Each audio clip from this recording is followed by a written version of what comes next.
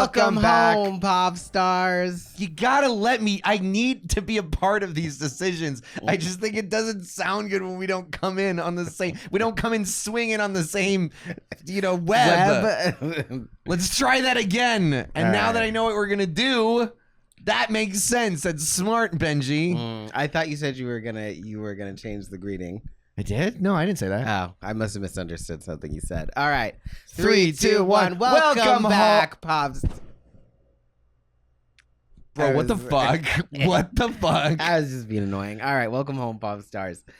3, 2, 1. Welcome home, pop stars. I'm Rizzo. And I'm Benji. And we just got back from our second viewing of Spider-Man Brand New Day. We're out of the home stretch, Benji. And now we're into it's the dawn of a new day, which means that it's Sunday, and we're reviewing Brand New Day for our Popcast because, frankly, I didn't want to edit a video this week. And that is happening today. Yes, exactly.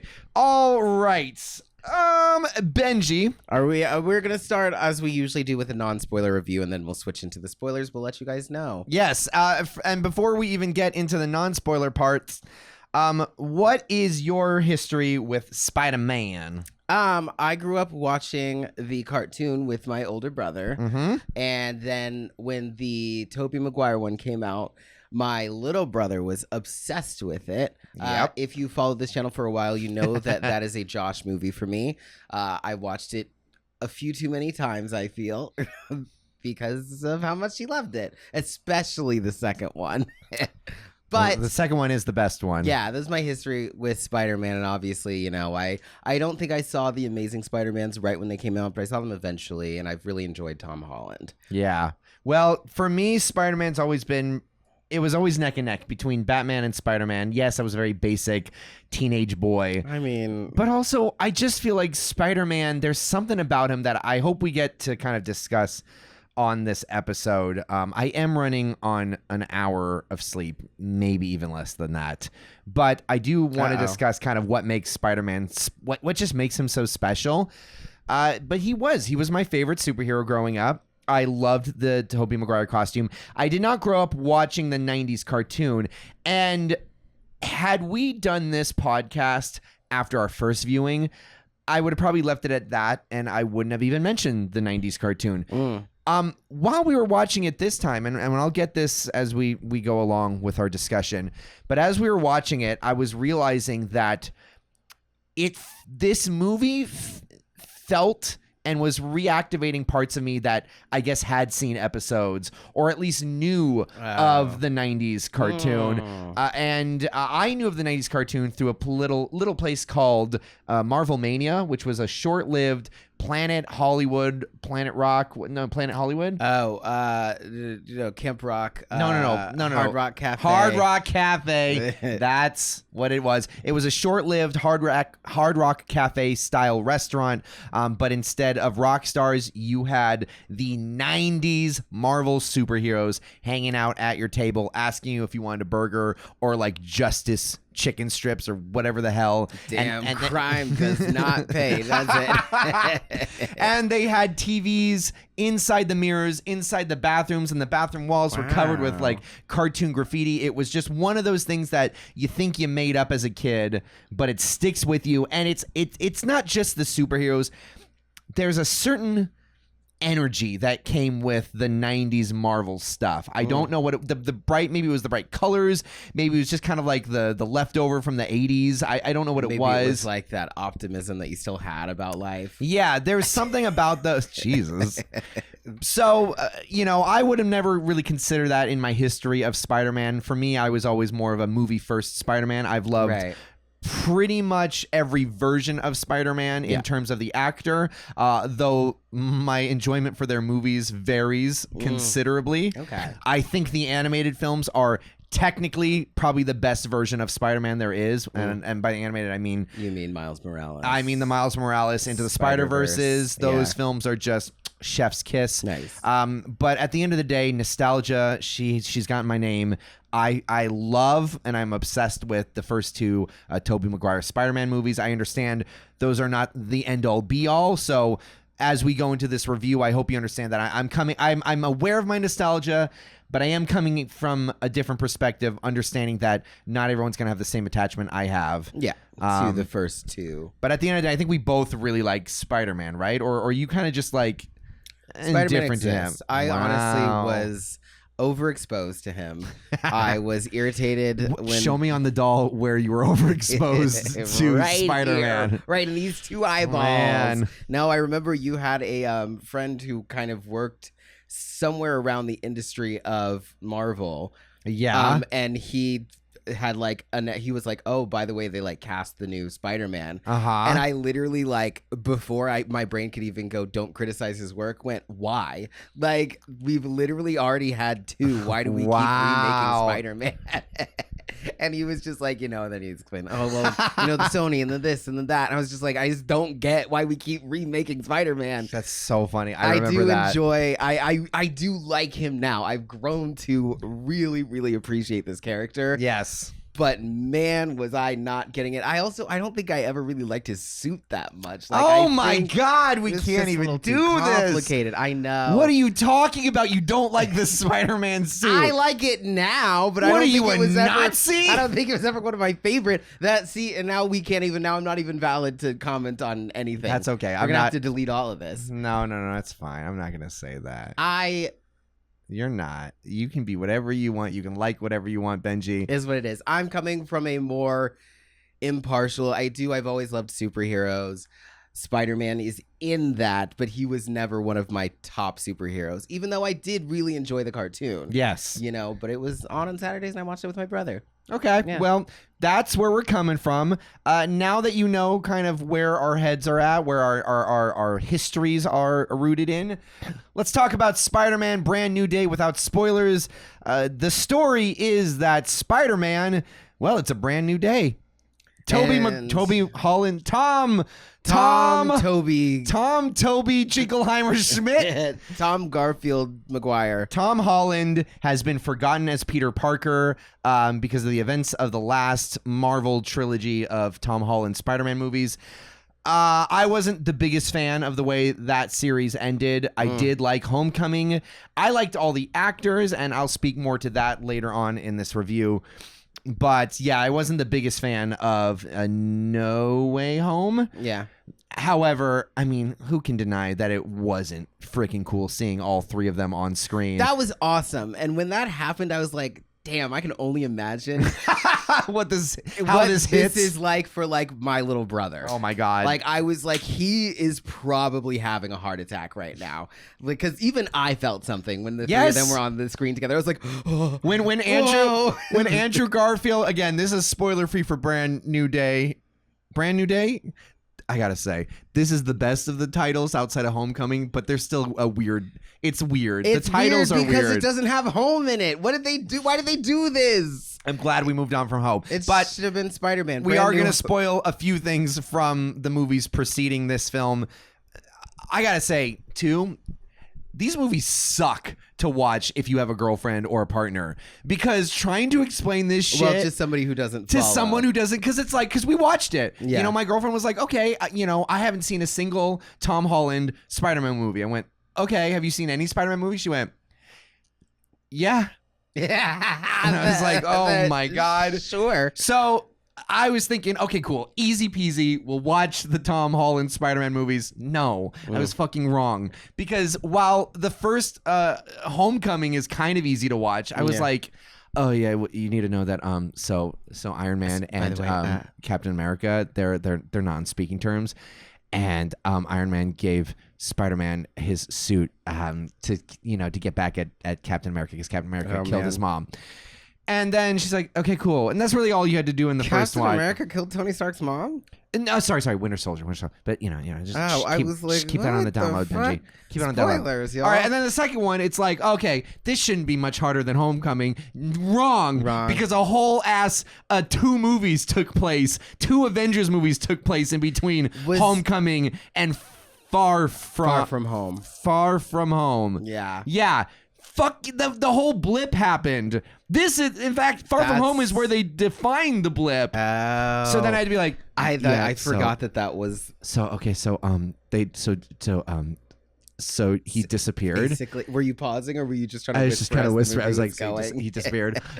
He doesn't pause in real life. Pop stars. Here's the thing: they're the same age, but they're not. And Tony Stark's dead now. And oh no. Yeah. Oh, and also Samuel L. Jackson's a Skrull. What the fuck is a Skrull? Yeah, and I know that's exactly what she said. Who the fuck cares? Those first 3 movies are weird. And then we didn't even get to see Brand New Day before she finished No Way Home. So I was just like, you know what? Doesn't matter. But we went into this, and I gotta say, I really liked this movie. I loved this movie. This movie was I thought it was awesome. This might be one of my top favorite ones. So the plot is Tom Holland's been forgotten because of the events of the 3 Spider-Man coming into the universe and all the bad guys coming into the universe and the really stupid magic spell that Dr. Strangelove, or How I Learned to Stop Worrying and Love the Bomb, casted upon everyone to forget who Peter Parker was. I don't understand the mechanics of that spell. Does it get rid of his social security number? Does it get rid of his bank account? Like, look, I think, because I was kind of thinking that too, but I was like, he didn't erase Peter from existence, just from everybody's memories. So nobody remembers him. But nobody remembers him. But like, I think the IRS doesn't remember him. No. The IRS, the service doesn't have to remember him because it's like a computer. So unless you consider computers sentient. In this universe, with Vision on the loose, that's a debate to be had. But still, I think it was just like, if it's in a computer, it's safe. Your files are safe, but like your memory is gone from every living person. What's great though is that this movie, for the most part, says, who fucking cares how that works? Doesn't matter. We're gonna just deal with the trauma of it all, and it works because instead of focusing on the minutia, they really do hone in on the character beats, and I think that's the strength of this film. And the character beats that we are dealing with are the fact that Peter has to deal with grief. Yep. He has to deal with the grief of being forgotten, of losing the 2 best friends he ever had, and on top of it, losing his aunt. Yep. Spoiler alert. So where we pick up with Peter Parker is, for the first time in the Marvel Universe, he is on his own. He's got his own suit. He is living the bachelor as poor as you can be with a 3D printer life.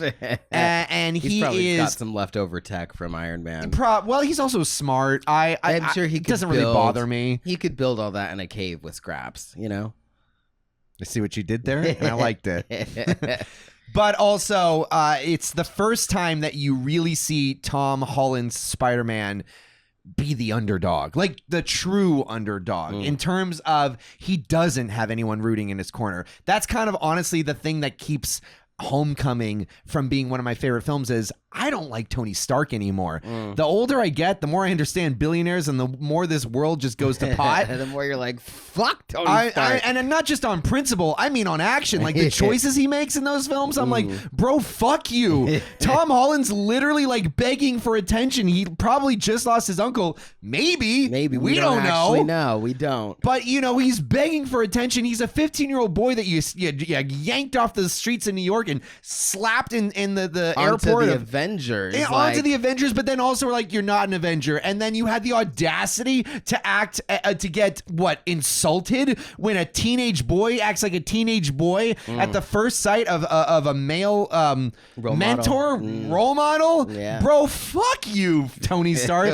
And I'm not going full ranting mode because I've already talked enough, but I could rant 100 times more about the bullshit that Tony Stark pulls in that first movie. And I just really hate that at the end of the day, that first movie has Tom Holland basically beating a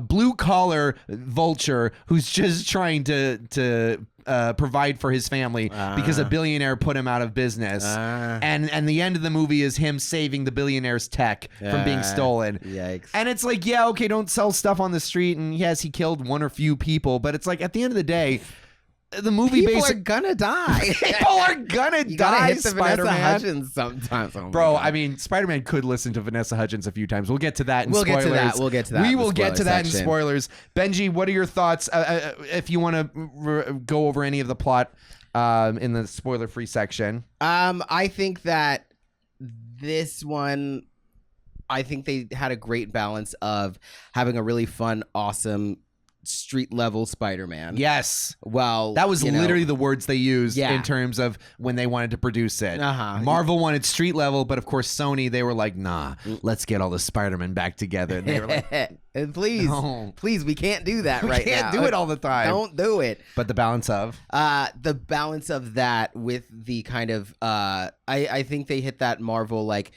comedy, funny, you know, that with the emotional beats of him genuinely dealing with grief. Yeah. And dealing with loneliness, his depression, changing, like all of that stuff. I think that was balanced really well, and I think that gave it a good depth mixed with it was also fun to watch and wasn't fully depressing. Yeah, you know what I was really struck by upon the second viewing? A lot of things. But to answer to speak to your point, I was really struck by how funny it was without it being start-stop funny. Yeah. It wasn't like, oh, we got to stop and make a joke now. It's just these characters are naturally funny. And I think that's what really works. Like this film, more than any of the Marvels, and I want to elaborate upon this more in the spoiler section, this has some of the best characters and just some of the best actors in terms of how they bounce off of other actors. Because you've got Florence Pugh, you've got Tremel Tillman, you've got, I do not remember her name, but the lady from, the Puerto Rican lady from The Bear. The Bear. What was it? Liza... I don't it's have on it right there here in front of somewhere. me. You had it. But anyway, gone you now. know, we've Check got YouTube. her. You know, you've just... I don't want to bury my lead because I have really fun things to talk about in the spoiler section. Okay. But you've got a lot of people who are just fun together, and they really fill out this world. Yeah. So where you don't have to stop to be like, okay, time to make a joke. It's just yeah. like they're just funny, bouncing off of each other. I think when you have genuine, like really, really good actors who are genuinely settled in their characters, and those characters are kind of very realized and portrayed very realistically, you kind of hit those real life beats where it's like you can be in the middle of an argument or a fight or something serious and somebody will say something and everybody will laugh. Yes. Or somebody will say something that you don't think is funny in the moment, but then you think back and you're like, what the hell? Why did they say that just then? So it is kind of, I think there is a reality to, there's always a mix, and I think they mixed it very well. Yeah. No, there are some things I will speak to in terms of, I don't know if everything made sense. I will say Yeah. the weakest aspect of this film,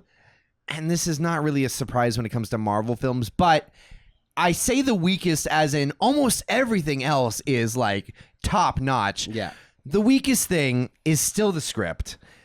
I'm not even saying that in the most disparaging of ways. I'm just saying that the thing that kept this film from being like top tier Spider-Man movie for me, and it upon second viewing gets pretty damn close, and had I had those nostalgia goggles on, I think it would be, or had you had them off for the other movies? on for this one, off for the other movies. Yes, this could easily be a favorite, like top Spider-Man movie. And if I meet a kid like 10 years from now who's like, oh, I grew up watching that movie, that's my favorite of all time, I wouldn't be annoyed the way I would be if someone said No Way Home. I'm like, no, come on, you were just fed slop, you little idiot. You just thought it was a good movie because they paid for it to be a good movie, but it really wasn't. It was shot in a fucking cupboard, and just because they dangled a bunch of keys in front of you doesn't mean that it's good.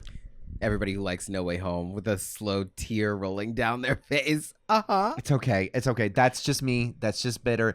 Again, at the end of the day, reviewing is not a morality play. You can like what you like. Yeah. And you don't have to defend it, and I don't have to destroy it on some moral basis. Anyways, I just don't like it. Like what you like. Yeah, you like didn't what you it, like. But yes. But that being said, I do feel like the script here could have been a little bit more strengthened. Not really something I can speak to until we get into spoiler territory. That I will say though, Spider-Man is such a propaganda machine, isn't he?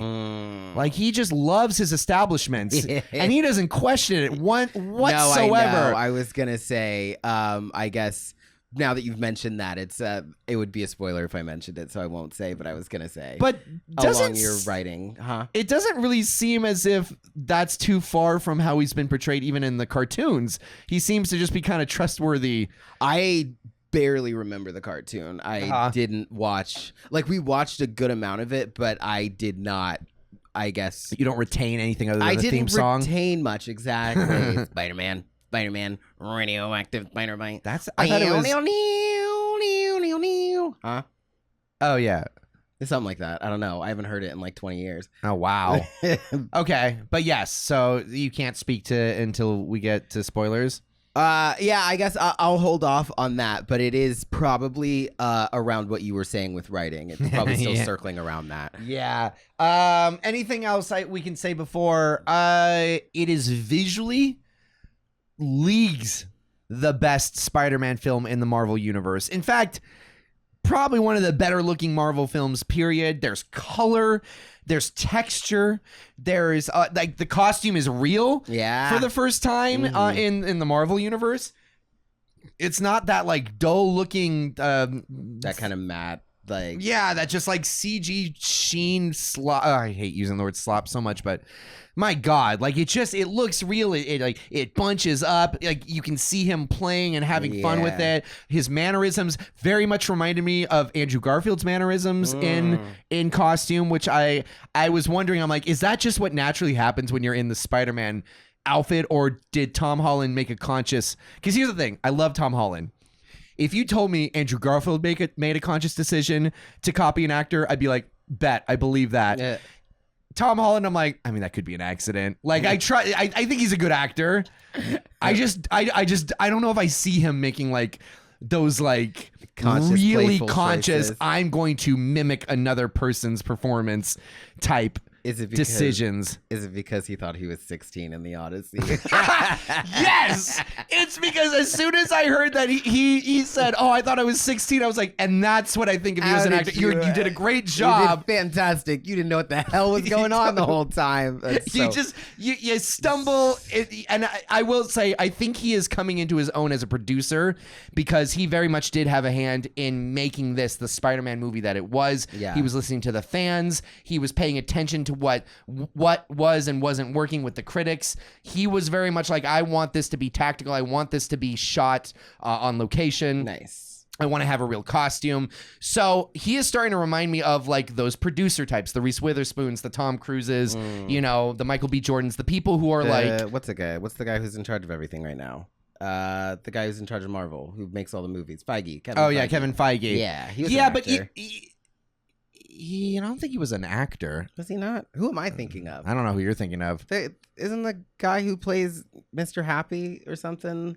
Happy Hogan? John Favreau. There you go. That's yes. Yeah, good. Yeah, I would say that we got there. He's coming into his own there, and I really think that his hand as a producer on this film was for the better, and it makes me he might not be able to extend that to projects beyond Spider-Man themed things, but it was nice knowing that, him being attached to this project doesn't just mean we're going to get a good face. It means a lot of things, and it does mean that there's going to be a sense of quality now that he's like Tom Holland. He's not the kid who was cast at the age of 15 and just told like, hey, go there, say this. I think as far as acting choices, I think even if he's not specifically choosing to like mimic certain performances or bring certain things into the character, I think where he like gets ahead as an actor, the thing that works for him is that he connects emotionally with his characters. Yes. So he's able to like, even if he thinks he's 16 when he's supposed to be 22, he's so connected with like the heart of the character. Exactly. It still comes out, and probably same with Spider-Man too, where it's like he knows so much what is going on that maybe those things come out naturally. Yeah. It's like, hey, that's on being more or less method. Like, so I think that. And not to do any disservice to him. Not at all. 100%. He was training. He was in that costume a lot. Obviously, he doesn't do all of his stunts, but he did do that costume a lot. He was out of that costume a lot, man. Hey. I was like, shit, do I need to be working out? Holy crap. My God, I got to get a spider bod. Okay. But he clearly puts effort into what he does. But you're right. There is this kind of like, I don't want to do a disservice to it, but he does seem to stumble into a lot of. He sets himself up to stumble into success. I don't know if that makes sense. That makes where you do enough prep work that you might not have to do the exact or no. You can think you're 16 in the Odyssey but then and still work. Then again, also, he might be like me where he just has a general kind of lackadaisical attitude where people would look and go, oh, you just don't put any effort into anything. It's like, no, like, I do stop and put in effort at times, I know he but does. I just don't dwell on it. Like, Right, that's fair. Well, it works for this, and I think that's about as much as I want to say. I will, do you have anything else before we go into spoilers? No, not that I can think of. Okay, before we go into spoilers, I also want to bring up the fact that this movie technically takes place in New York. And why is that important, Benji? Because we've got a show coming up that's going to be in New York. We've been reviewing movies and, movies, really. Yeah, on mostly Patreon, rewatching movies on our Patreon and on this channel to refresh ourselves and what a true New York movie is for our show that's going to be us debating with you, the audience, to talk about what makes a New York movie and what are the best New York movies. And the show's called I'm Talking Here. It's going to take place on Sunday, November 15th at Rodney's Comedy Club in Manhattan. I am working on an hour of sleep, y'all, but we're going to make it through. Tickets are down below. Before we go into spoilers, Benji, what do you feel about New York based off of this film, which was not filmed in New York, mind you? So that's something I want to discuss. And you can discuss it with us when you're there if you buy tickets to the show. So if you're there, you can yell at us what you feel the answer is to this. But how did you feel about New York in this movie? I felt that New York very much felt like a place where you have everybody's like, it's not that you mess with one of us, you mess with all of us fully. Is not that New York? It's not that, but it's not that. It's the New York where people will step up and try to do the right thing if they deem that you're worthy. They all want to hop in and do the right thing. Yeah, okay. For me, I just like, and I really want to know an actual New Yorker's opinion on this. Is it like whenever you and I watch a movie that takes place in California and they're driving on like 5 different freeways all at once and you just get irrationally angry? You're like, how did you go from the 5 to the 120? Like, what? You just mean physically. 170? There's not a 120, is there? I don't know, man. I'm not good with... I thought you were saying here. I was like, we know the highways here. Here's the thing. I thought that they did a really good job faking their version of New York. I didn't believe it was New York, just because I know New York enough. But I liked the version they presented. This, more than most films in the Marvel universe, felt like the city felt real and tangible. It felt like a sandbox where you could just like walk around any corner and there's going to be things happening. A lot of phenomenal physicality work from the background and from like the dancers that they probably hired to work on this and the stunt people. There was just such good physicality, and seeing it on location was great. So when we talk about movies like this on our show, which again is November 15th at Rodney's Comedy Club in New York, I will mention essentially that I like how physical it made the city seem. Whether or not, it remains to be seen if it actually felt like New York to a real New Yorker, but that's not something I can speak to. Some parts of it were New York. I've seen a New Yorker. I haven't seen a ton of them, but one person on TikTok was like, I could tell when it wasn't New York, and then when it was, I was like, oh yeah, there it is. Of course. So, we could too. There's been many times where we're watching movies on our Patreon and we're just like, that's a soundstage. Yeah. That's not New York. The one time we picked up the studio lot instantly in New York Minute, this second they switched, you're like, that's not New York. That was funny. All right, we're gonna get into spoiler territory. So you ready? 3, 2, 1, get the hell out of here. Get out of here. All right, spoiler territory. We didn't even talk about any of the villains because the real villain was Grief in this movie. Oh, I think the real villain was fucking Jean Grey? Damage Control. I think Jean Grey was up there as a villain. I mean, I liked it. I think Jean Grey was an antagonist for the first part. She did get people killed.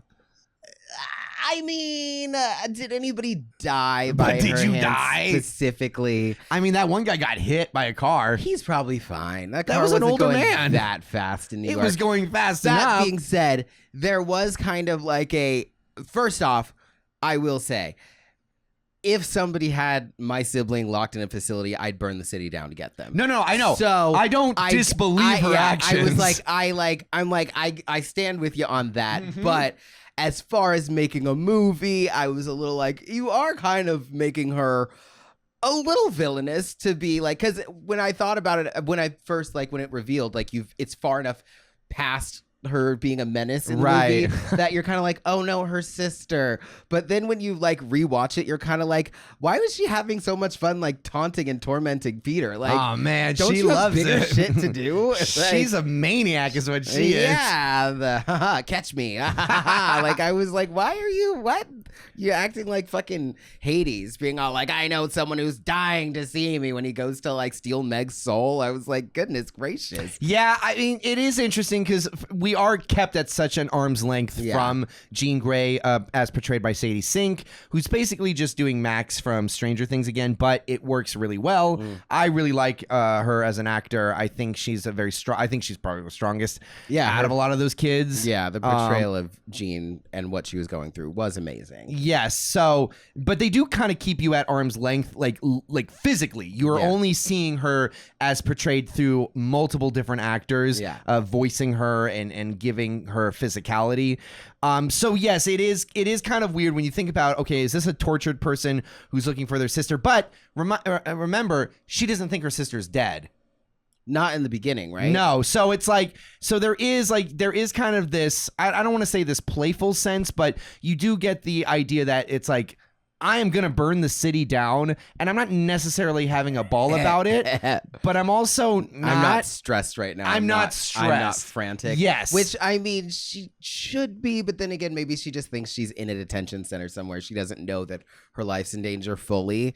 But yeah, rewatching it, I was kind of like, I mean, you are kind of taunting him a little bit, but I stand by it. I love it. You know, I'm like, hey, do what you got to do to find your sibling.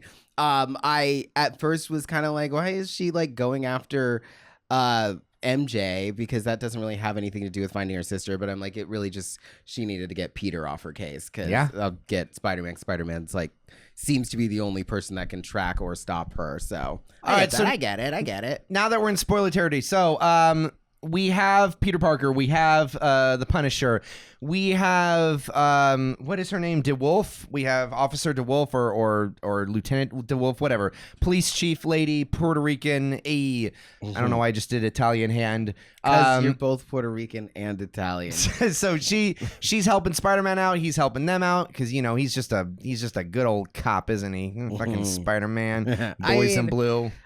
He's always been that. He loves his cops. Yeah, I was like, I can't recall enough details from every single other Spider-Man movie. Okay. He's just like, can I make out with you guys? But I feel like that's how the heroes are. That's how, you know, Superman and Batman are. It's like you got to cozy up to law enforcement, because otherwise, like, they're gonna try to fight you all the time, and it's like, which it's fine if like cops are like TV cops and they're like okay and they're actually like doing their job in the best faith possible. Well, that's what they always. That's what they portray. But they always portray it, that the system is intact. Yeah, it's just a few bad apples in the Big Apple. Right. So the plot is, though, that they're in a real pickle. There's a real big worm in the Big Apple, and that worm is hopping from body to body, looking for something called VMAX that is being detained by Damage Control, as run by the ever-so-innocent Tremel Tillman. Ah, yes, couldn't possibly see this man being a bad guy. Nice Mr. Milchek. What the hell, Spider-Man? Why are you so trusting of authority figures?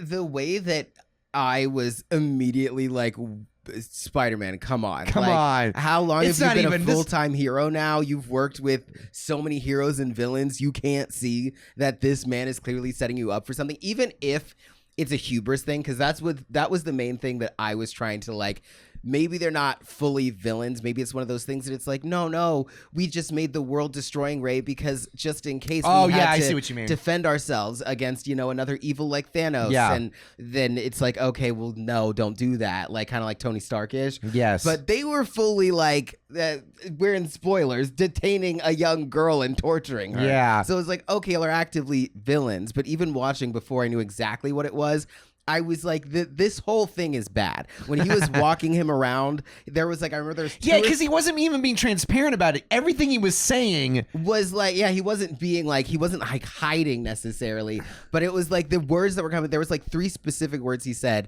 and I don't remember. I remember them the first time, and this time I wasn't like fully like trying to figure it out this time, so I didn't hear him as abruptly. But when I was first trying to figure out, do we trust you or not, he said something like, containment,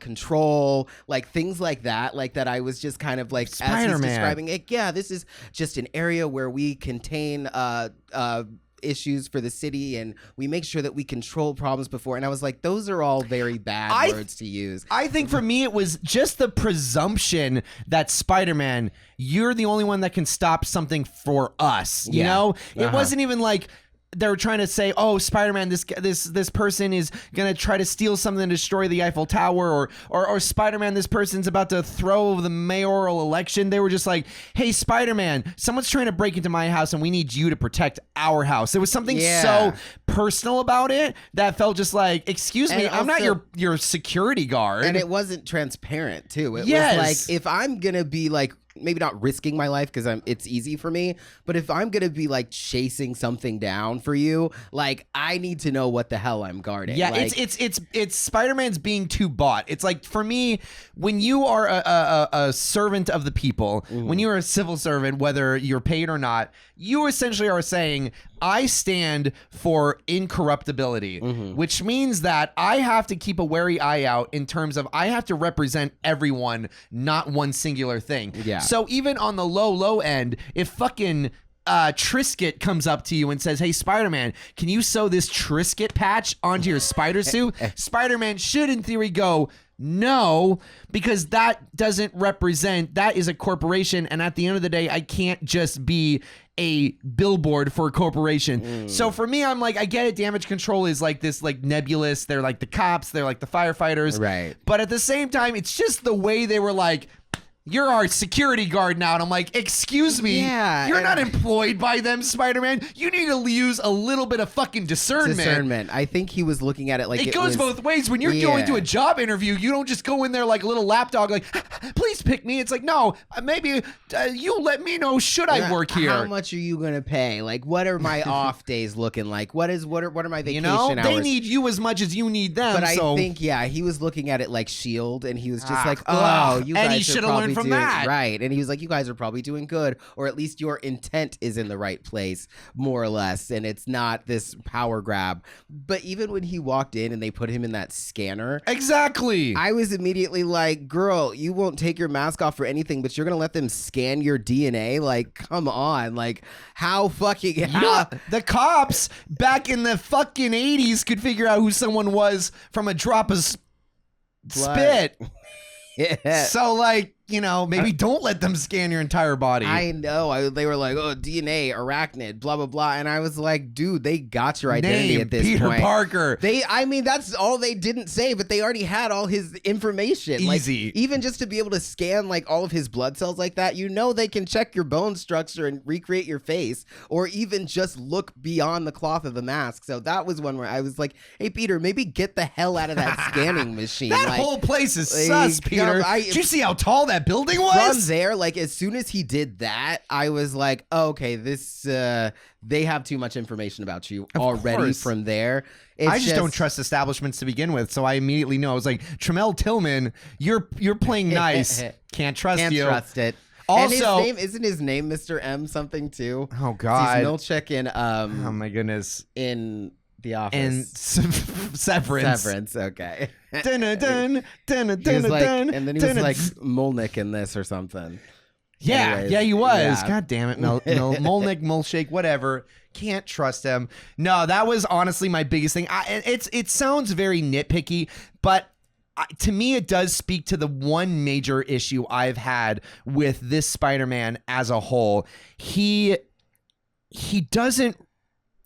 Okay, when it comes to like street level, person to person, Tom Holland does a fantastic job of relaying the everydayness of this Peter Parker. Like, I believe that Tom Holland Peter Parker is going to do anything for anyone. Like, I do not doubt it. He does a great job at it. And whenever the movies slow down and just like stick with him on street level, great. Unfortunately, he has just been the mouthpiece for way too many bad things in the Marvel Universe. In the first movie, he is the lapdog for a billionaire who couldn't be bothered to even oversee him when he hands him billion-dollar technology that can kill. In the second movie, he trusts Mysterio and gets weaponized by Mysterio to then take, once again, another billion-dollar, huge, intense piece of machinery, weaponry that was made by a billionaire arms dealer that could kill everybody, and he isn't taught how to use that.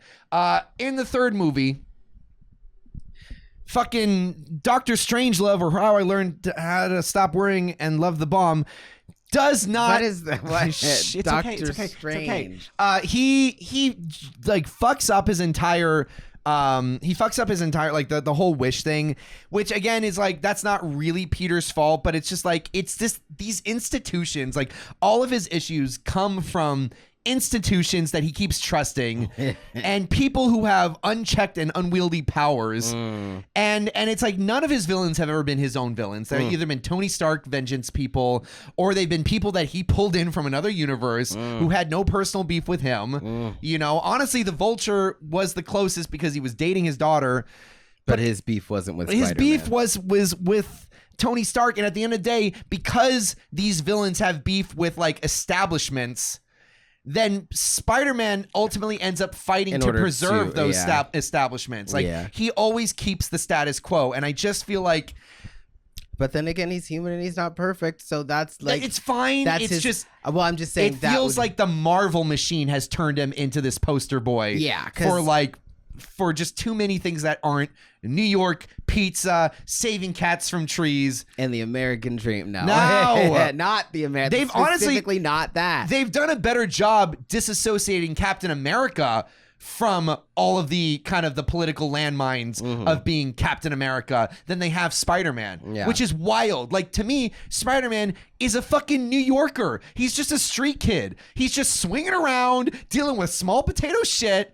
And yet somehow he has become more of a mouthpiece for like the pro-war, like military, pro-cop, like machinery. Pro-CIA, whatever the fuck. Whereas fucking Captain America is like, I don't trust anybody. And I'm like, goddamn right, Captain America. He said, anybody who has unchecked power, they gotta go through me. I'm like, fuck, that's how you wield that fascism.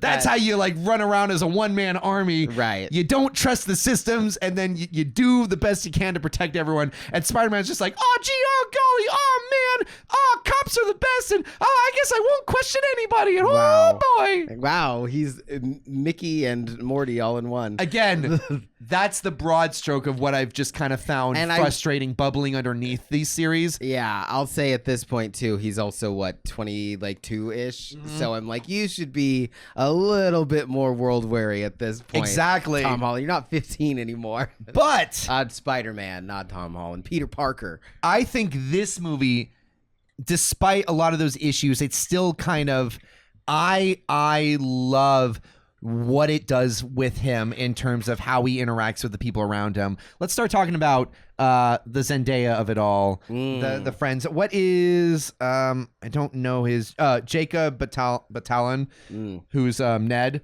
Figure. Let's talk about the friend group. The friend group was solid. Oh my god. Yeah. I think I've seen people say that MJ is not fully realized, and watching it again, I'm like, I can see where you could give her some personal motivations. Oh, the character's not fully. Yeah, okay. But I think Zendaya is just such a solid actress that it's like, and again, it's like, obviously you can always add depth and dimension to each character. I think I love the fact that we're focusing on their relationship and just what they mean to each other and how that's going to be moving forward. Yeah. They weren't scared to hurt our feelings as far as God, no. whether they were getting together or not. No, they said fuck that. Yeah, and his friendship with Ned was hilarious and adorable. So here's the thing. When I was watching it the second time, and this scene when... Okay, so we're going to have to skip through a lot of things. Long story short, obviously, Jean Grey, to get to Spider-Man, messes with Mary Jane.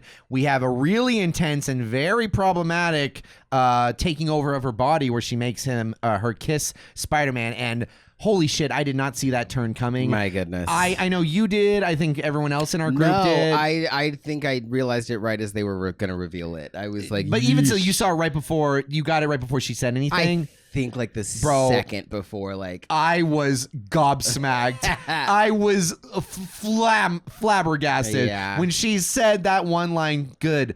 Okay, so again, so that Jean Grey is in the mind of MJ. You don't know that. And she says, "Oh wait, I do remember you." And they kiss, and she's like, "I have all these memories, and of course, it's you've been missing from my life." And they hug, and he breaks down, and he's like crying, and it is so good, great performance. Very emotional. You really feel that pain of like, oh my god, after 4 years of just losing everyone close to me, the one person that mattered the most, it finally remembers me.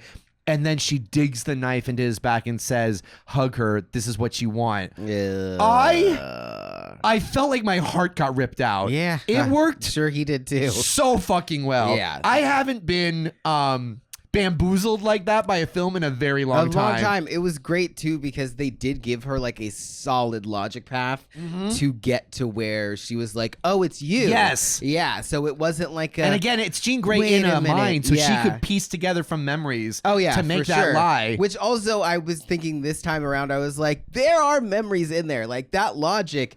She didn't just make that up. That's logic that she was able to connect in. From Zendaya, from MJ's memories in her head. But also, I imagine she takes on not the personalities of the people she inhabits, but she understands, like, that's how she could drive a truck or a tank, or, like, I'm assuming she also becomes logical like MJ. So in a way, it's like, yeah, those memories are there. That thought process is there. I imagine then she's smart enough to be like, this is exactly how MJ would do it.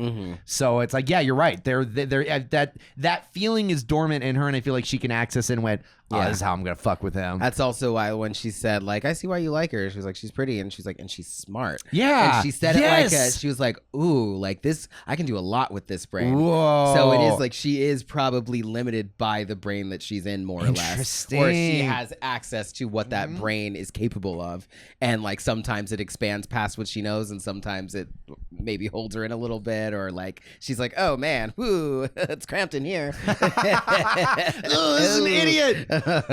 So Mary Jane pulls that god awful reveal.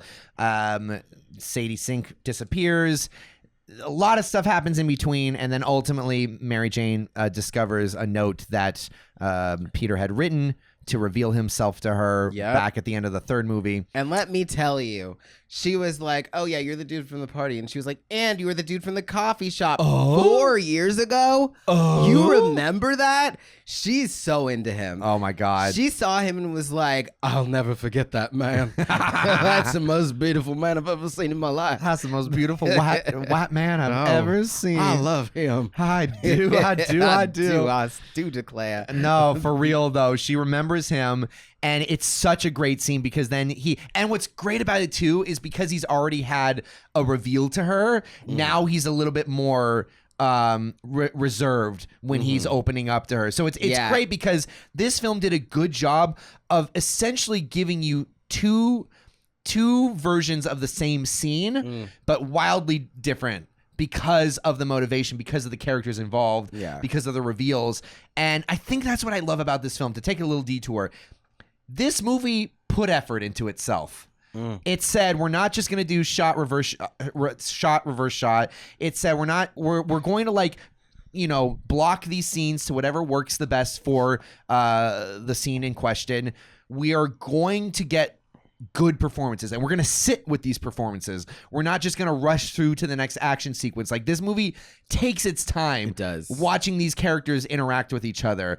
And watching kind of the street level stuff, like even the small things of him Googling and like talking to his AI and kind of like the little, I mean, of course it still pulls the bullshit of like, oh yes, the gobbledygook and the dingity dong. I'm just going to hit a few clickety clackety click. Wow, and there it is, time travel. What the fuck? So it still does that, don't get me wrong. Yeah. It's still pulling that bullshit, but you know, we don't have 3 hours to watch a film. We don't have 4 hours. I don't want to spend a day at this. Also, you know, if the science actually worked for fucking DNA inhibitors and time travel, we'd have it. So obviously it's always going to be gobbledygook. It's always going to be always going to not make sense. Yeah, but I just don't like the clickety clackety of like 5 Wow, keyboards, I got it. and Yeah. you're just like, what? You fixed the inhibitor chip like that? Yeah. Like that? Get out of my face. But In that's a basement nitpicking. with spare parts. That's nitpicking. Yeah. But we have this great scene because I feel like the film allows itself to rest with the characters. And we're hit with another fucking dagger, man. She is just digging the knife into, obviously she didn't do it the first time, but MJ is digging the knife into Tom Holland.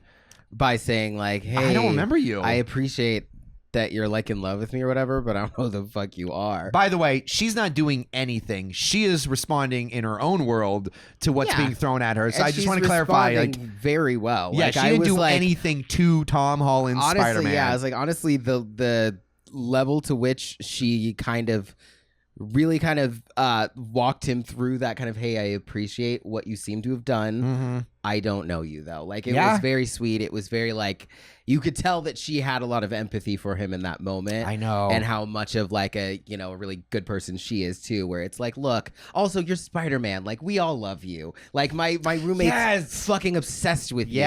Like, I'm sure you're a great guy and I'm sure we had something great, but I don't know you now. Yeah. I'm sorry. So that was a sweet, heartbreaking moment.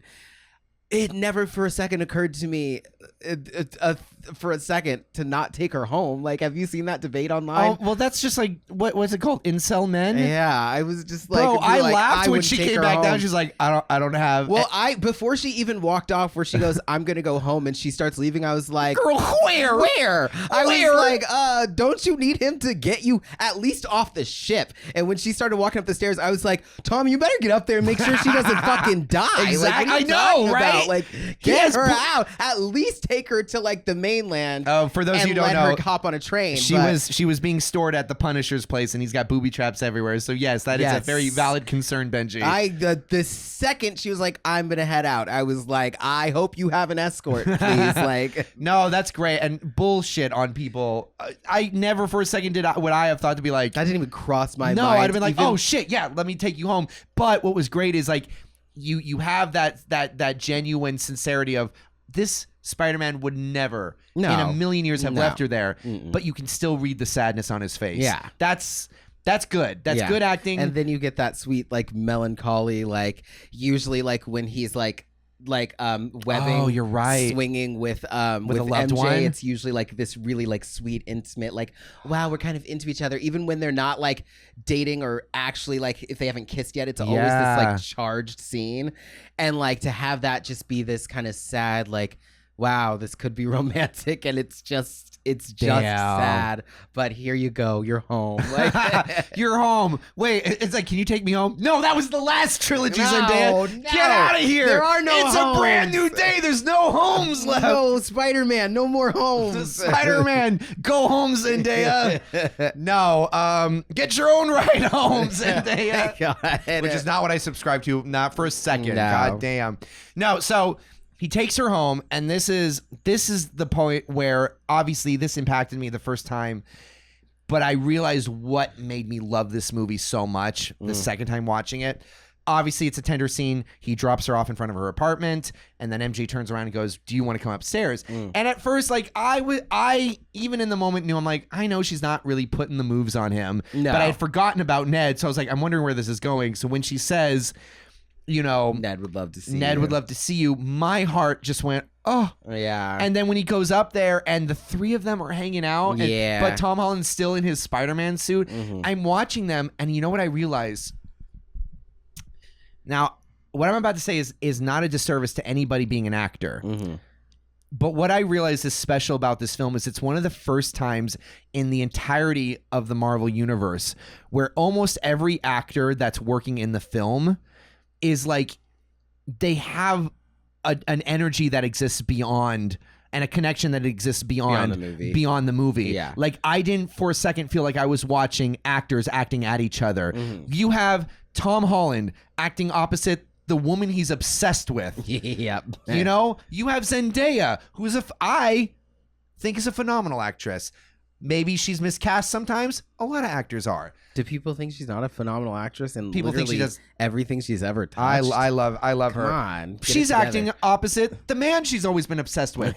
Then the three of them are acting together with Jacob Batalon, however you say his name. Mm. These are kids. You know, I don't think they were like kids, but they grew up in the industry together for the last 10 years. Like, they've been playing these roles for over 10 years. Yeah. Like, they might have been actors, but there is a sincerity to their relationship that is almost like, say, like the Harry Potter kids, where, you know, and even they had to just be like mad all the time. But at least these kids have been playing friends and lovers and have become actual lovers and have stayed friends. Like, they've been playing best friends since they were kids, when that actually means something. Mm-hmm. You know, it's not like two actors who are playing best friends, you know, starting in the 30s. Like, these were kids. Like, they actually probably shaped and formed who they were around each other. Yeah. And that came across. I'm sitting there watching the three of them play, and like, I'm watching her watch him, and obviously, again, Zendaya's a great actress. Maybe she doesn't fucking like any of them. Yeah. Maybe it's all a fucking ruse. Yeah. It could be. They are good enough actors, but I was sitting there going, whoa, these three have grown up together and they actually like each other. Mm-hmm. And so then of course when they're bouncing off of each other, and of course they reference like Sam and Frodo. I mean, they reference Sam and Lord of the Rings. And Lord of the Rings, right. But it's like, keep your secrets. I love that.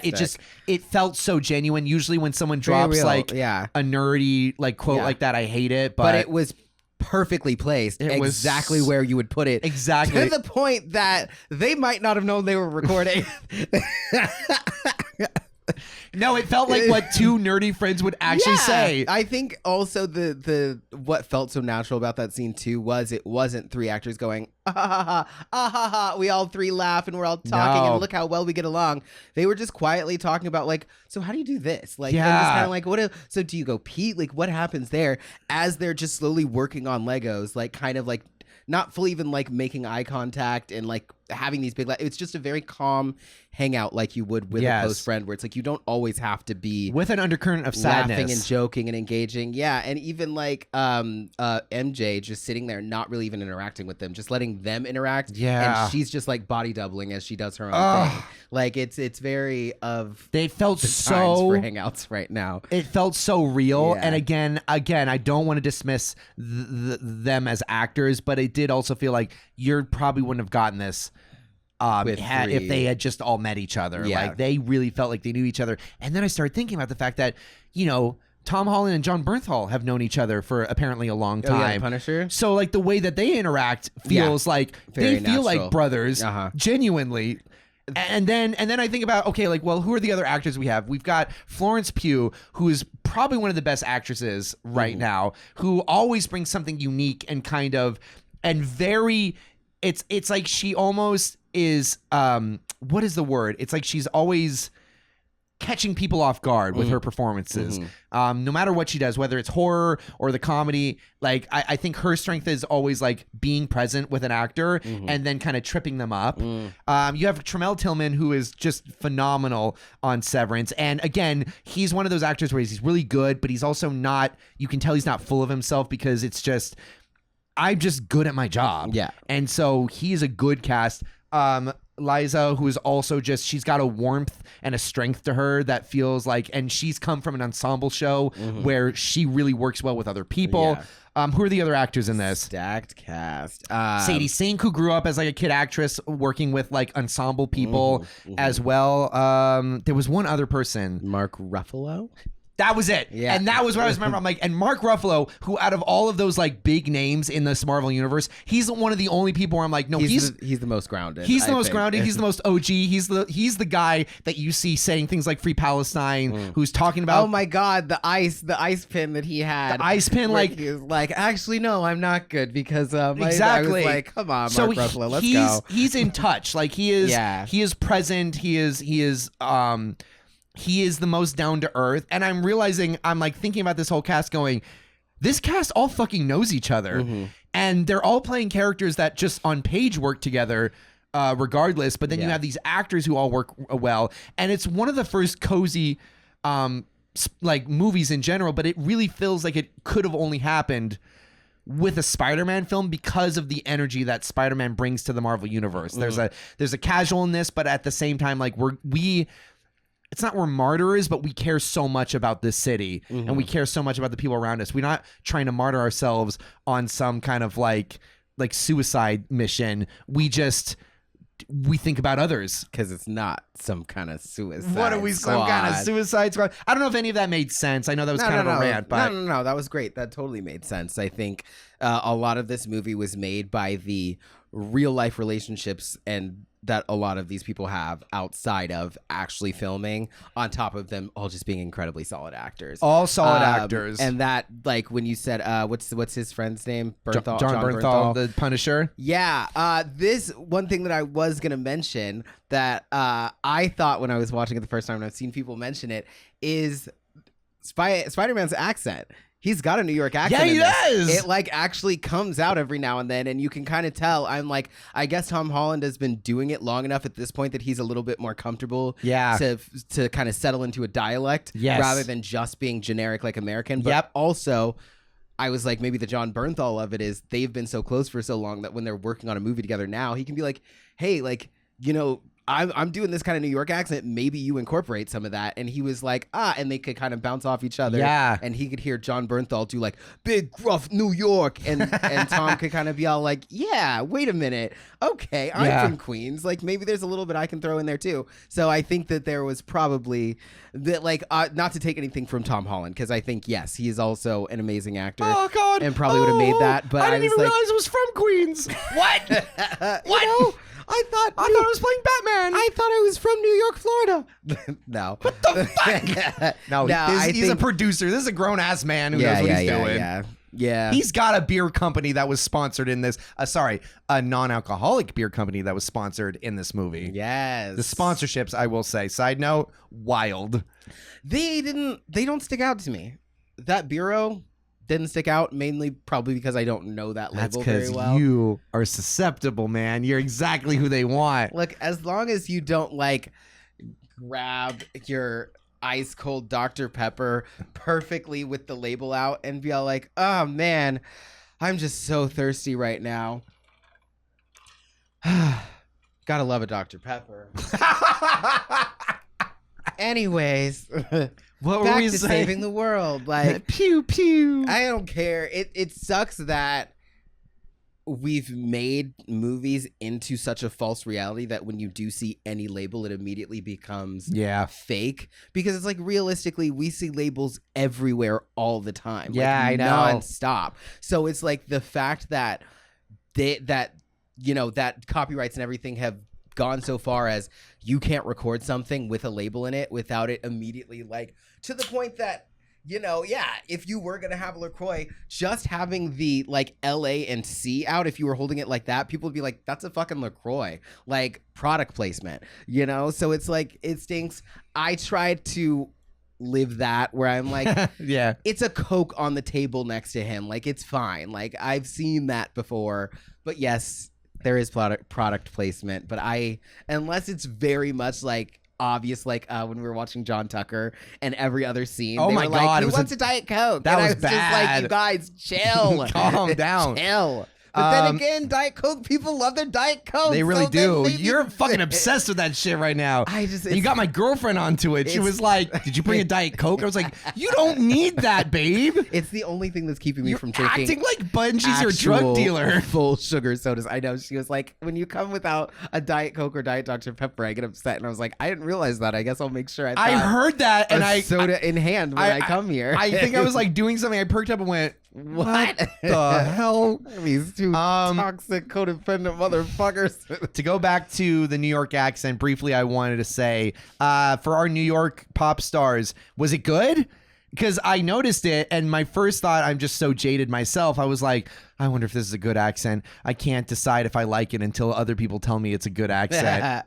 I think it was like it was fun. Like, it might not be, because obviously everywhere people have different accents. Like, I think, I've had somebody ask me if I grew up in Texas, why don't I have a country accent? And I was like, I mean, I'm sure I still have like a little bit of a regional dialect, but like, people have different accents all over everywhere. Exactly. Like you can grow up in New York and still sound like one of us. Like that doesn't mean anything. But also, if you grew up in Queens and somebody's like, that's not like a New York Queens accent, or you would have much more than that. But I think it's a nice little tweak of like hey, this is a New Yorker. The same way if you watch like a show that's supposed to, like a movie that's supposed to take place in France, but everybody's speaking English with a British accent, and you're like, they're speaking with a French accent to imply that we're in France right now. But the implication is good here. The implication, his accent was implying that he was from New York without committing to it. I'd love to hear a New Yorker's opinion on that. Right. They're gonna be like, no. The hell, you implication. The implication. It's the implication of the accent. There was something else you were talking about before we talked about the accents. You were saying, the John Bernthal, them working together, that they worked well together. I will also say, and I want to know your opinion on this. As I was watching it, we've been talking a lot about the emotional stuff.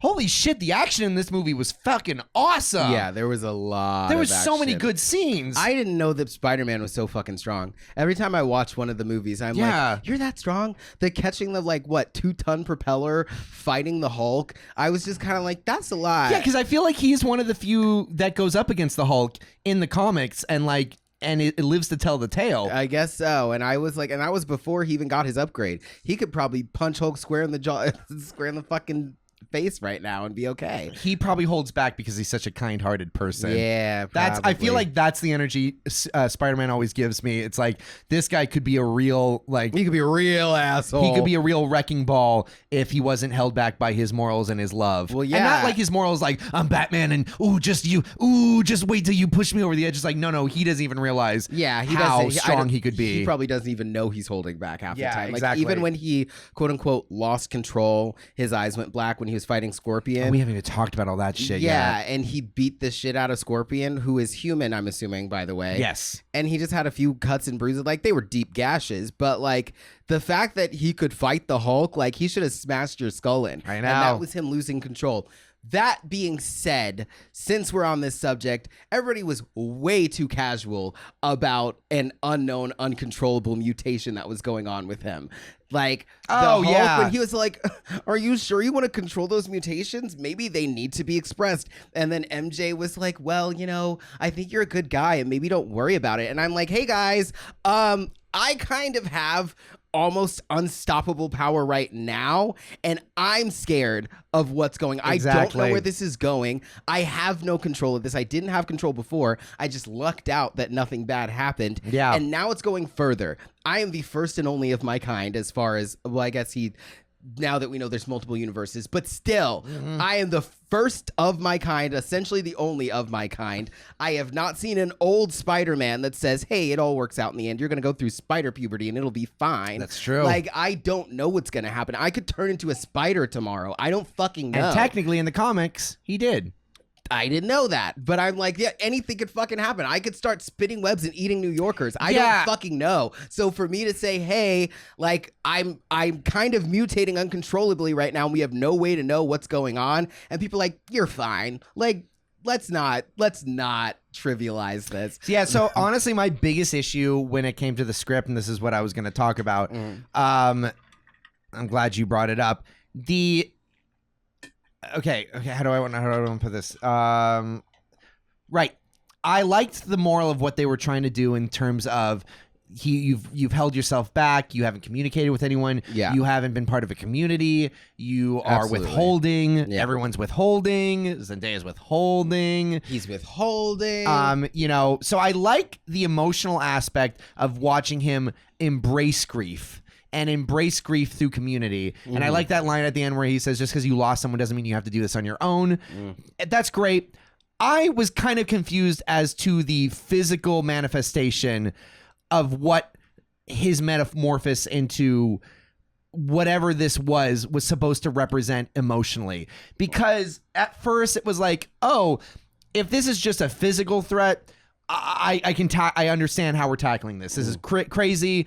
Oh yeah, you definitely want to suppress those hormones, or you want to understand what's going on with yourself. Great. I think it's really fucking stupid that he can't use his fluid web slingers and his mechanicals. His I was like, mechanical. The hell? Those can't be used at the same time. I think they can. Maybe it's like you can't pee if you got pants on, but you can. But I mean, like, also, I do it all the time. Unzip your pants. If you use the pants differently, then you can use them at the same time. Like, Hey, of course, yeah, if the web slingers are over the web slinger that's going to come out naturally, yeah, sure, it's going to shoot them off. But if you flip it and put it on the other part of your wrist, maybe you'll be fine. You know what's funny too is normally in the Tobey Maguire universe, I think it's so weird. When I was a kid, I didn't care, but like the older I got, when I realized that the reason he even does this is because he's activating the button. Right, yeah. So I was like, so what the hell is Tobey Maguire doing? Where is that coming from? How what? It's coming out of like a small piece of skin. The Coca-Cola That's problem. weird. I don't like that. But in this universe, I'm like, well, honestly, he's mutated into it, and he's been using the natural web. He's been using his mechanical web slingers for so long. Yeah. Maybe his body said, just naturally, this is how webs come out, right? Yeah, you know, it's almost like it evolved itself. So I'm like, for some reason in this universe, it's still gross as hell. Yeah, but it made sense to me. It makes more sense. Hated the whole, oh, you can't use your web slingers. I was like, get the fuck out of here. But then again, you could always make the argument that that's just like how the muscles have to be flexed in order to shoot. Like, I mean, that's an easy, like, kind of throwaway lampshade thing. It's 100% nitpicking. But I agree with you. I'm just saying, if somebody wanted to like go with it, you would just say that. Yeah. But I do agree with what you're saying. It's I very much like no, that's where the button goes. Exactly. He doesn't need to do that now. But once they started kind of equating what he was physically going through, which again, I like the idea that, oh, because you've been repressing yourself, because you've been going through this trauma, because you haven't been dealing with this trauma and this grief, it's building up, and of course it's changing your body. I love that. Yeah. But there was a few lines, and I still don't know fully how I feel about it second time around, where I'm just going, what are we trying to imply in terms of the morality of this? Because exactly like what you said, where they're speaking to him not only casually, but they're also adding some type of moral to it, where it's like, well, maybe you should embrace it. I'm like, should I? Yeah, I know. What does this mean? Like, at the end, I get it. It's like, which type of Spider-Man are you? Or who are you? Spider-Man or Peter Parker? Which I thought kind of came out of nowhere anyway. Yeah. And he goes, I'm both. I'm like, so what was the victory here? Because you were both before. You were both before. And also, I don't understand why you were able to sense her being Jean Grey and people when you had the limited amount of powers, but then when you have the ultimate amount of powers, you can't sense her. I don't get that. I'll say, I guess, for those 2 points too, obviously, like, he's like, which one are you, Peter Parker or Spider-Man? I think because he was being mainly Spider-Man and he wasn't living in his that's fair. Peter Parker, that's kind of what was going on there. But then with what was the other thing? You said I'm operating on an hour of sleep. I can't remember what I said. Literally just said it. No, I know. The second issue was that beautiful man. That if he, oh no, I know. I forgot. Run it back for us. It's gone. Well, just know I had an answer, and it was good. No. I remember it was my issues. Okay, so I'm both, and then also, oh fuck me hole. What was I saying? The morality. Yeah. The morality of oh no. Are we gonna have to cut this out? Nah, it's fine. We'll move past it. Okay, it'll come. No. What did I just say? You just said it, and I had the answer. I in my know. Head. I tried even to like skirt past that the first thing because I was like, I need to hurry up and get to this one before I forget. Oh man. Oh my god. No, the issues I had were No, hang on. Jean Grey. Oh, why couldn't he sense Jean Grey when he was at a higher power? Because he was out of control. Okay, I guess. I think he was out of control. I think he was sensing too much everywhere. And it was once he never got that out of control to me. They had the one scene where he kind of went he went like kind of psycho mode. I mean out of control in the sense of he didn't have control of his senses. Yeah. So like when he was getting overwhelmed, when he would walk outside and everything was like crazy, I think that's why he couldn't sense it, because he was either suppressing it or it was all hitting him at once. So he couldn't probably suss out one thing versus the other. And then I think by the time makes sense. By the time he did have control of it, Jean Grey was right there, so we didn't see. But I think in super mode, he would still be able to sense Jean Grey. Which I guess at the end is what he becomes whenever his eyes are like, I'm black, but now I'm regular again. Yeah, and I'm able to fight you. I think that takes that signifies that he's united with his spider half that was trying to take over. I think it could have been clearer. I think that was a second or third draft idea that's solid, and a lot of times you kind of work with like a kind of like a shape of an idea, but then as you write more and more drafts, you hone in and focus on like, how do I specifically tell that? And there was definitely some aspects of that where I went, yeah, I feel like we brushed past that. Another thing that I was like, oh, that's definitely a first or second draft. That's an issue that stems from a first or second draft where they go, here's the broad stroke of kind of how we're going to get there and we'll clean it up. Oh shit, we don't have time to clean it up. Whatever. And my second issue was Tremel Tillman, you know, she takes over his mind, and then Jean Grey is then incapacitated, and he says specifically, oh, she said something about Sarah. Do you know Sarah? Sarah, she was an employee that left. I felt her. She entered my mind, and I guess maybe she thought about that. She picked that up, yeah. That's all he says. That's actually a solid answer. That's all he says. And then later when MJ goes, oh, which by the way, we love the fact that Spider-Man apologized for kissing her, yes, yeah. even though she wasn't. I loved it for two reasons. A, that's great on consenting king. We love that. And two, also played into the storyline. Except I don't feel like they connected the first part to the second part, because she goes, oh, I don't remember anything. And he goes, well, Tremel Tillman's character said that he remembered something. I went, no, he didn't. We actually watched that. I noticed it the first time, and I definitely noticed it the second time. He did not say anything about remembering anything. Yeah, exactly. He said something that he had known prior. Before, I know. I thought that too. I was like, agree. First thing is, that's not what he said. Main thing is, what he said actually does stand up to what it means. Exactly. And most importantly, you should have already known that people's minds are blank. Like, exactly. Every single instance of, like, from the first moment when you open that tank and the lady was like, hey, Spider-Man, and then she was like, oh my God, where am I? Spider-Man, I love you. I would never. But literally the very first person that got taken over and then got hopped out of, and he saw or he felt that it was that somebody hopped out of her, and she goes, where am I? That's where you clue in and go, they have no clue. I did, and I'm not even a superhero with super senses. Look, he's too fucking trusting. I mean, this Spider-Man's just like bopping along. I will say that one is one that I was like, Spider-Man, like, I know you missed the the damage control thing.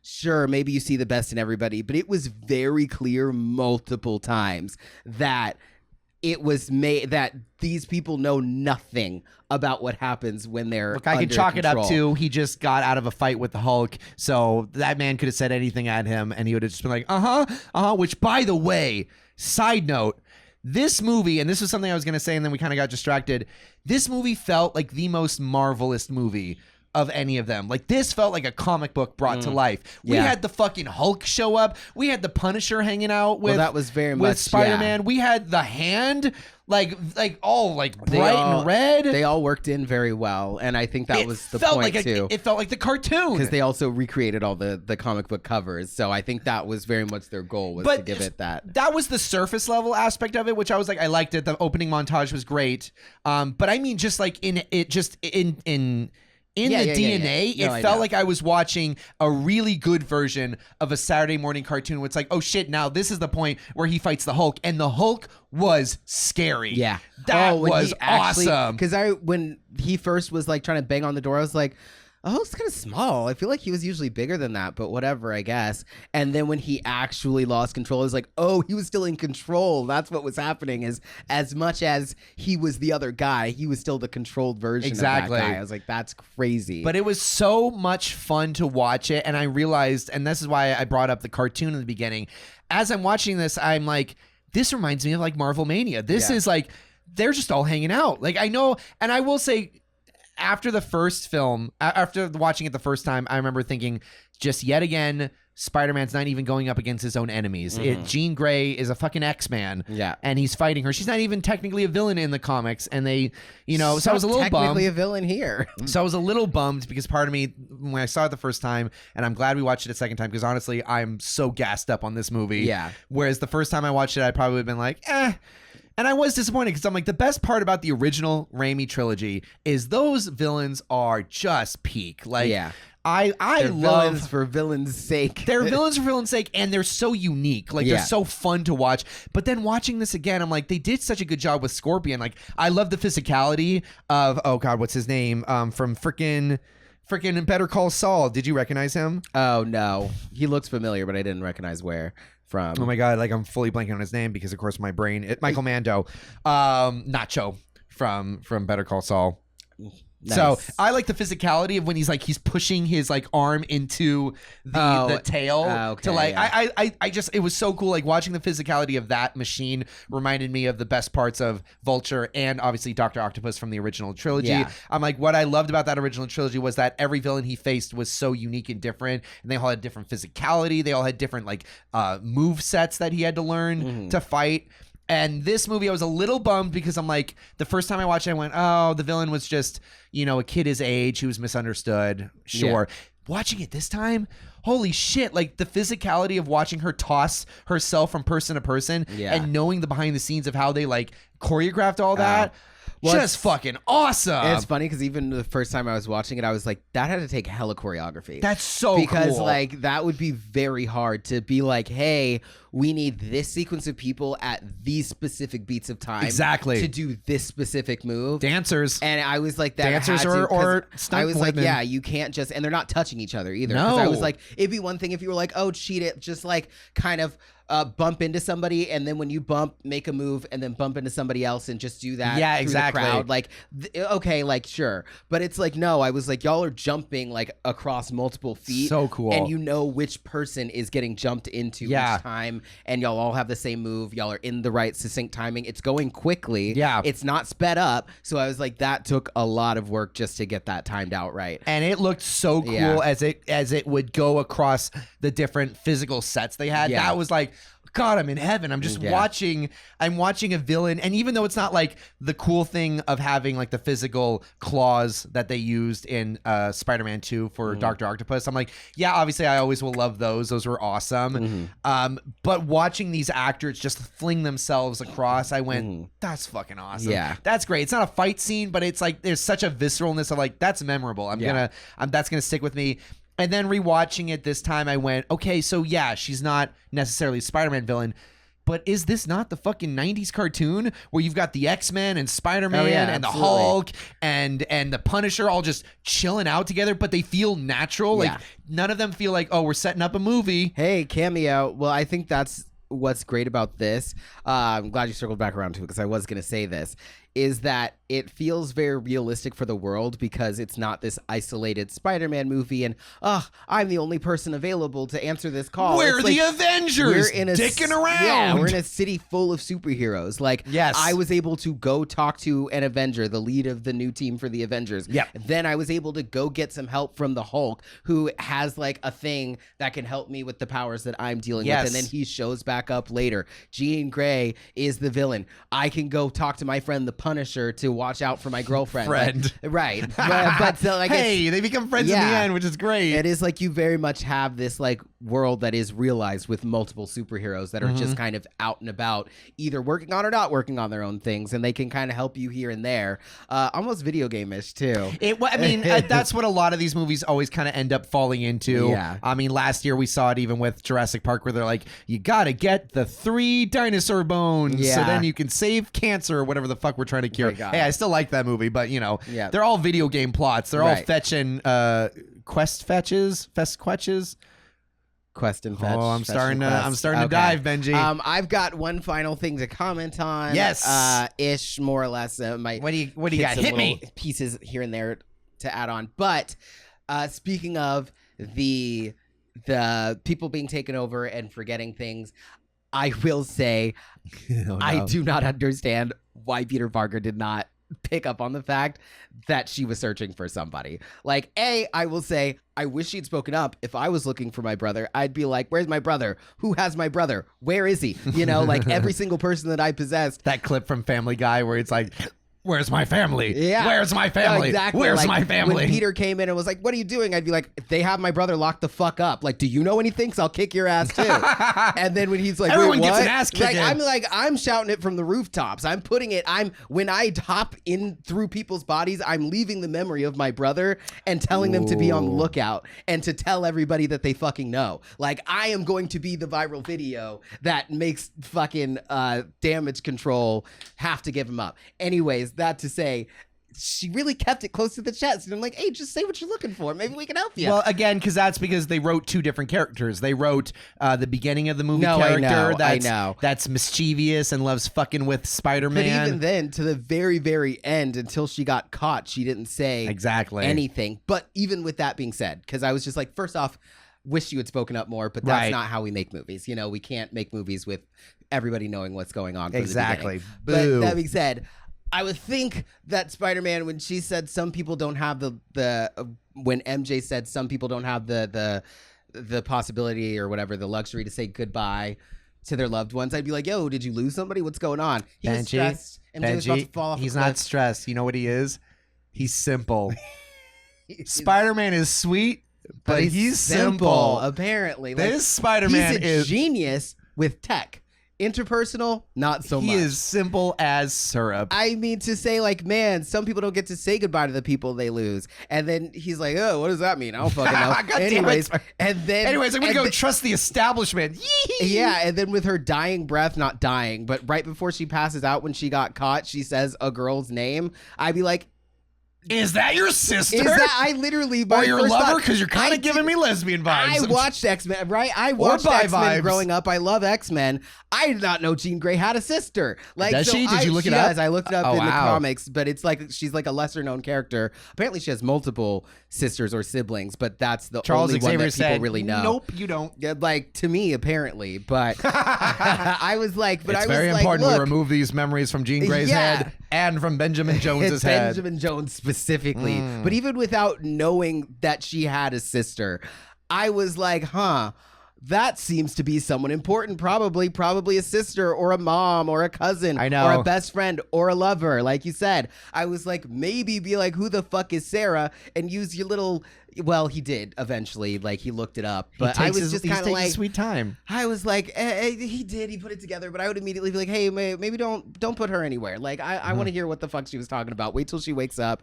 It's fine. He trusted her. It's fine. It's not all fine, because it wouldn't be a podcast with Rizzo if we didn't rant about something. Yeah. I gotta say, I am so fucking over superheroes keeping misunderstood anti-heroes from killing bad guys. Oh, my goodness. Just kill them all.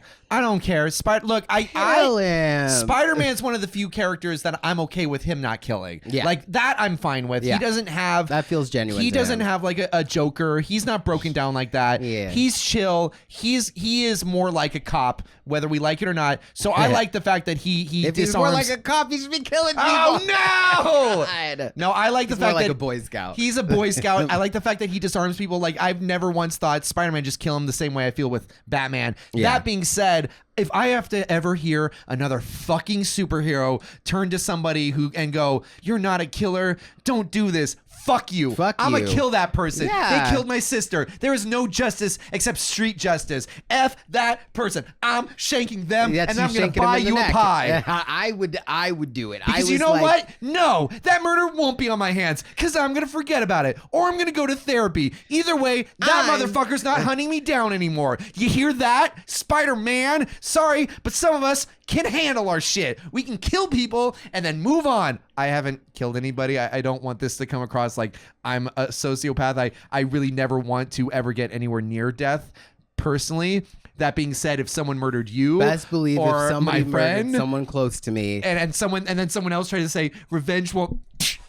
You wouldn't even finish the sentence before the knife was plunged into their throat. Like, exactly. Don't let me fucking catch you. Like, oh, Ricky, when I catch you, Ricky, I swear to God. Oh no, Ricky! I swear. Like, if you hurt or kill somebody that I love, do not let me fucking catch you. If you do it on purpose. But like, I'm just kind of like, but yeah, I like you tortured my sister to death. Like, you'll be lucky if all I do is jam this glass shard in your throat. Lucky, because I'm planning on flying off with you and like skinning you. I'm gonna peel your skin off. I'm gonna pull a fucking Willow in whatever season of Buffy, and I'm gonna flay your ass. Like, it's gonna be crazy.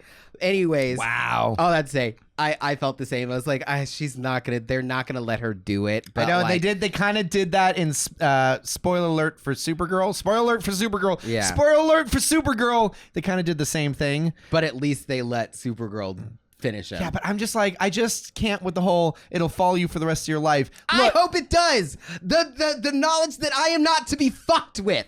If you fuck with me and my family, I'll get even. I want to remember that. I want that to fucking follow me, because you know what else is going to follow me? The vision of my fucking family member dying and crying out my name in their last fucking breath and me not being able to do anything to stop it. That's going to be with me forever. So at least to pair with it, I can have the memory of jamming a jagged knife through your fucking skull. Anyways, don't mess with my family. Don't mess with our family. Or if you do, don't let me fucking catch you. It's simple like that. Either just don't that do easy. it or don't get caught. It's just that simple. Wow. No. But to end it on a high note, I want to say I loved the swinging in this. I loved the scenery. It was fun watching him go through New York. The action was visceral. That was so much fun. I'm glad we rewatched it. I'm going to want to sit with this one. I want to watch all of these movies now back to back. I mean, I know what my last two films are for sure, but now I'm not sure what I don't know what my top three are. I think ultimately at the end of the day, I'm always just going to technically love Spider-Man 2 probably the most, just because, again, nostalgic argle's hard. But I don't think I would say it's technically better than any of the other films. It's more, it's my favorite. Yeah, well, you like when Tobey Maguire gets his hair straightened and he's like, no, that's the third one, and I hate that shit. Bah, get out of here. Get out of here with that revisionist history. Everyone's like, actually the third one's not bad. I'm like, bullshit. I hated that when I was a kid. And I wasn't some incel who was like, I can't have my heroes be nerds. I watched that in theaters and went, this is a bad movie. Yeah. That was the second time. The first time was Toy Story 2, which I don't even think is a bad movie. That was my first disappointment. But Spider-Man 3 was the first movie I went into thinking this is going to be a good movie, and I left going, no, that was a bad movie. I remember I got up and went to the bathroom during Spider-Man 3, and I stared at myself in the mirror, and I thought to myself, I was also a kid, so I didn't realize you could get your money back on a film, but I stared at myself in the mirror and I thought, we're too poor. I can't leave this movie now. My dad paid for everyone's tickets. Oh. So it was literally as he was doing the, like all that. I gotta go. I went out to the bathroom. I stared at myself in the mirror and I just went, we could leave. And then you thought, I could just leave. I was like, trapped like a rat. I'm trapped. Now I think now if I could go back in the past and be like, leave. Go. Don't worry. Your dad can get the money back. Time. Right. That's funny. One day you'll watch this and you'll get paid to watch it. Right. Ooh. I will say. We will say a lot of things. We say that a lot. Lastly, I forgot I was going to say this in reference to him losing his power. that is a thing that Spider-Man always has to go through, or not losing his power, but going through the That's crisis fair, of that's his fair. power. I don't mind that. No, I know, but I'm just saying, like, I think it was interesting the way that they did it, because I feel like they were probably trying to tackle that. Because what was it in the second movie where he's like, I don't know if I want to be Spider-Man or Peter Parker. That was the second one. And then he kind of lost his he webbing. got cock blocked by himself. Yeah, and then in the cartoon, I believe, like, Madam Web takes his power or something, because she's like, you have to decide whether you want to be Peter Parker or Spider-Man. Yeah, he really is dealing with that all the time, isn't he? Yeah, like, if I'm remembering correctly. So I think, and that's probably something that happened in the comics, of course, but I'm like, I feel like that was probably this universe's version of him dealing with his identity crisis and having like an issue with his powers. So, yeah, that's true. I feel like he hadn't really dealt with, because again, this is the first time where he was really he was on the ropes, like not physically, but emotionally, because he's had more physical struggles. Obviously, I think back to Homecoming, where he gets trapped under like the rubble and he cries out, and it's like, it looks like Tom Holland is a real kid and he's crying. And that hurts. But at the end of the day, I'm just like, you'll get over it. You're fine. You still have your aunt back at home. Life's great. Oh, speaking of, wait, I do have two. They're just one sentence each. Okay, say it. Number one, in the flashback with Aunt May. Yep. Why is she wearing gold platform heels at her apartment in the middle of the day? Like, where's she going? Because she fine as hell. Like, where's she going? Because she's fine as hell. Girl, you've been walking in the streets of New York. Take your shoes off. That's a The fine. fact, like, you ain't going nowhere. Fine Italian woman. Fine Italian wine. The first time I watched it, I was kind of like, oh, those are cute. And I was like, what the hell? Why are you wearing those? Like, what? You're in your apartment. You're at home. I gotta go walk circles around Uncle Ben's grave, because apparently we don't give a fuck about him in this universe. Apparently. What was your second thing? Also, I was speaking of Uncle Ben's grave, when she was like, I'm sorry about your aunt. And I was like, and your uncle, and your mom, and your dad, and your best friend, and the love of your life. Like, let's not sell me short. I've been through some shit. And then the second thing is, when he jumps in front of the bullet for Punisher? Jean Grey. Oh, sad. But when he was like, she was like, oh my God, she sees the blood and she's like, are you okay? And he looks and he's like, I was like, Jean Grey, I don't feel so good. God damn it, Tom Holland. Things I want to say, but I can't because we're in the theater. And we don't talk We're in movies in the theater. That's not, well, no, we don't talk. We whisper sometimes to each other, but a lot of the times we hold it till the end. Okay, now that we're at the end, I did want to follow through with a question I kind of maybe posited at the beginning. I can't remember. I'm a little delulu now. What do you think makes Spider-Man such a good hero? Like, what is it about him that, first off, his series pulls in some of the highest money of any superhero. It's almost at this point printing money. All you have to do is make a somewhat competent looking Spider-Man movie. Exactly. And people are like, yes. Kids love it. Sign me the hell up. I mean, obviously everyone's got their own favorite superhero, but like, I remember when I saw Spider-Man Into the Spider-Verse. When that one came out, I went to the theater and I remember walking out and there was a ton of kids just like leaving with their Spider-Man shirts, and I was like, what is it about this guy that everyone loves? I think he just has to be the most accessible. Yeah. Like, I think that's what it is most people can see themselves either relating to him, being him, something like that. Didn't really hit for me, but I think the straight boys and the straight boys mainly, but and men really love that motherfucker. I think it does. I think it speaks to what we want. What I think it works about Spider-Man is there's so many things. He is part of a larger community, and it's not necessarily the Avengers. He's part of the community of New York. And I think just him being a kid, him being a part of the community, but him also being burdened by the fact that he can't be a part of the community because he has to be hidden. And kind of like what I said earlier, he's not necessarily a martyr. He just cares so much. Yeah. Obviously, he is a little bit driven by guilt in some variations, when he got Uncle Ben killed. But for the most part, it's just like he really loves what he does. Like, he does love being Spider-Man. And he loves the people in New York. Yeah. But he's just, it's hard because at the end of the day, he does need to pick them over everybody else because of his responsibility. And like, there's just something like, he almost feels like a sports team.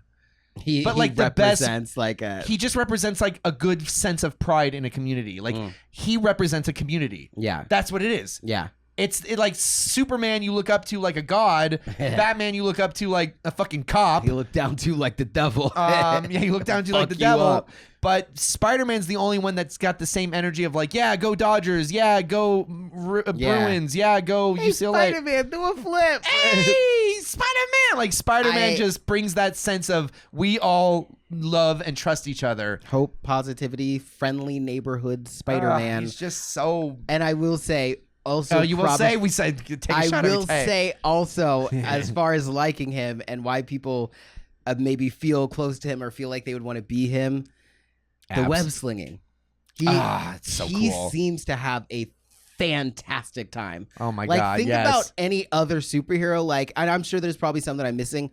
What other superhero do you genuinely a massive part of their movie is watching them enjoy the way that they transport themselves?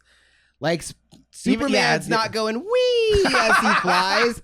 Like, damn, do you think he'd be more popular if he said we? maybe. Like, Batman is not like yeah when he's swinging on his ropes. Spider-Man's like, woohoo! Yeah, like he feels like he's at a fucking water park or like a theme park, just swinging through the streets of New York. It just looks fucking fun. Like We really are simple creatures. We go fun. Fun. I like that. I like it. And it's like, and it's somehow he has like some of the most tragic like life out of all the heroes, I but we're know, also right? like, yeah, but fun. But he having fun. No, it's wild too, because you know why? I remember once someone was like, what superpower would you want? And part of me was like, well, obviously flying or transporting. But then deep in the back of the recesses of my brain, I went, I kind of want a web sling. Oh my gosh. I kind of want to, but I couldn't figure out. I was like, do I want the machines or do I want the body? Do I want to trust my body not to give up on me when I'm up in the air, or do I want to trust a machine to not give up on me when I'm up in the air? I will say, I know how I am with filling my tank with gas. I'll take the body. My ass would forget to switch those web slingers out. I'd be like,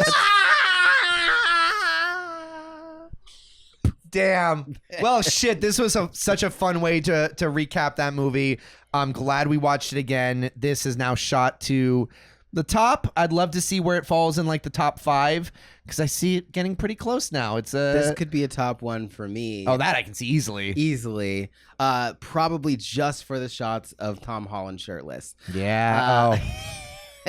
Man, oh man. Man almighty. No, I think it was probably, I would say, my favorite, but it's not like much of a bar. Like, 'cause it's just, it's for weird you. that it's like, I do like those movies, but they're just not ones that I'm like rewatching or that I'm like, yeah, this movie's the GOAT. I'm just like, oh, that's a fun nostalgic movie to watch every now and then. So wrong. I know. They're big potatoes, Benji, and you're being small potatoes. I'm being small potatoes. That being said, no. But yeah, I think, yeah. Cool. Up there for me, but I'll rewatch the rest of them and see. Well, that was it for our podcast. If you want to see us web slinging through New York, it might happen, and it'll happen on November 15th, Sunday, November 15th at Rodney's Comedy Club in Manhattan. I am so exhausted. I'm ready to go to sleep. Benji. No. The tickets are down below. We will see you in New York. Also, you can check out our Patreon because we're watching through a bunch of New York films right now. Should I make Benji watch the Spider-Mans? Maybe. Can Spider-Man come out to play? I really do. I need to watch the second one with Josh. Like, I feel like That would be a good want one. to watch that with him. So we'll see. It really just depends on timing. Just timing of like if he's ever here, if we're in Texas in a time where we're gonna watch it. I don't know. Whatever. Probably not. We'll probably have to watch it. We'll probably just have to watch it. Well, now that I know that, who knows? Just Okay, vote. It's not gonna be me. Just vote. All right. I need to go to bed. Yeah. Until next time, I'm Rizzo. I'm Benji. Slinging dreams, pop stars. Keep swinging. Woo! I was gonna. Wee! Wee! Woo! Yeah! Yahoo!